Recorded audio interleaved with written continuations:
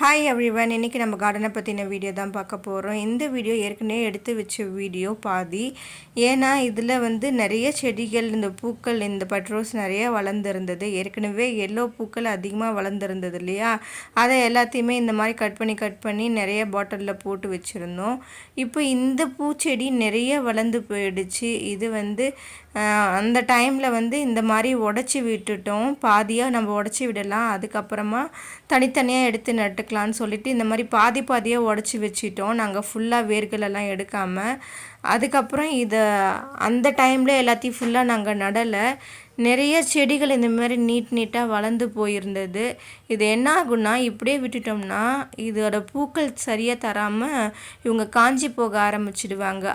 இதுவே நம்ம இந்த மாதிரி கட் பண்ணி வளர வச்சோம்னா நிறைய ஃப்ரெஷ்ஷாக செடி வளர்ந்து பூ விட்டு நல்லா அழகாக இருக்கும் பார்க்கவே. அதனால தான் நான் எல்லோ கலரையும் இதே மாதிரி தான், ஏற்கனவே எல்லோ கலரும் இந்த மாதிரி ப்ராசஸ் பண்ணி தான் வச்சுருந்தேன். ஆனால் திரும்பவும் பாருங்கள் எப்படி குச்சியாக வளர்ந்துருக்காங்க. அதனால் நான் இதையும் அதே மாதிரி பண்ணிடலான்னு சொல்லிட்டு எல்லா பட்ரோஸையும் நான் இந்த மாதிரி கட் பண்ணி விட்டுருந்தேன். ஆனால் இந்த செடிகளை நாங்கள் இப்போ நடவே இல்லை. காரணம் மண் இல்லாதனாலையும் அதுக்கேற்ற பாட் இல்லாதனாலையும், அட்லீஸ்ட் ஒரு பாட்டிலையாச்சும் போட்டு வைக்கணுன்னா அதுவும் இல்லை. அதனாலவே நாங்கள் அதை அப்படியே எடுத்து வச்சுட்டோம். அதை நீங்கள் கடைசி பார்ப்பீங்க. இப்போ புதுசாக வாங்கிட்டு வந்தோம்ல பிளான்ட், இந்த மல்லிகைப்பூ செடி, இதெல்லாமே 1 by 1 நட ஆரம்பிச்சிட்டோம்.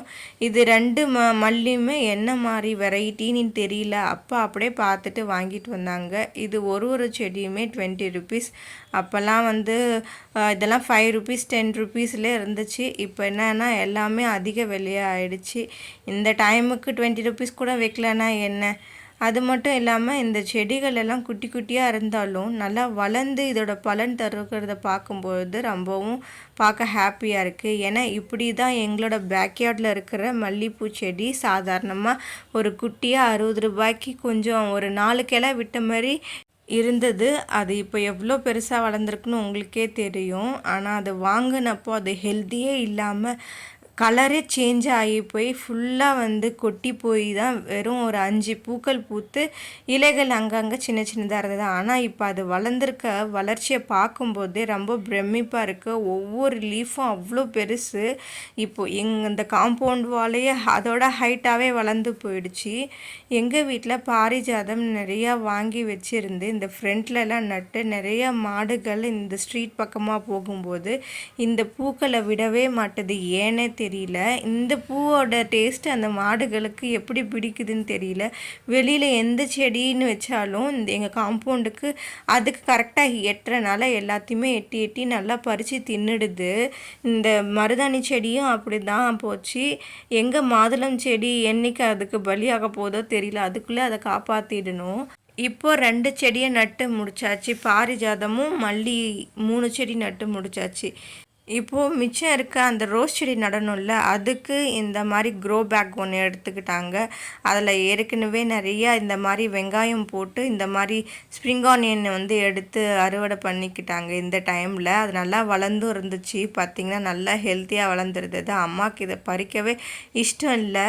நான் தான் ஏற்கனவே சொல்லியிருந்தேனே, இதோட ரேட் கடையில் ரொம்ப அதிகம். இதே வீட்டில் வச்சோம்னா இது நமக்கு லாபம். வாங்கிட்டு வர ஆனியனில் சின்ன சைஸாக பார்த்து வச்சிட்டோம்னா அதை விதைச்சி விட்டோம்னா நமக்கு நல்லா சூப்பரான ஒரு ஹெல்த்தியான ஸ்ப்ரிங் ஆனியன் கிடைக்கும். நம்ம வீட்டில் இருந்தே நம்ம அதை பறித்து நம்ம ஃபுட்டுக்கு யூஸ் பண்ணிக்கலாம். எங்கள் அம்மா எல்லாத்தையும் பறிச்சிட்டாங்க. நல்லா அழகாக ஃப்ளார்ஸும் அதில் உருவாக ஆரம்பிச்சிடுச்சு. இப்போது இந்த செடியை நட்டு முடிச்சாச்சு. இதில் இப்போ பார்க்கறது நீங்கள் வாடாமல்லி. ஏற்கனவே நாங்கள் இதை வளர்ந்துட்டுருக்குன்னு காமிச்சிருப்போம். இன்னும் குட்டி கண்ணாக இருக்கிறதெல்லாம் எந்த பாட்டெல்லாம் காலியாக இருக்கோ இந்த மாதிரி குட்டி பாட்டில் போட்டு வச்சிட்டாங்க.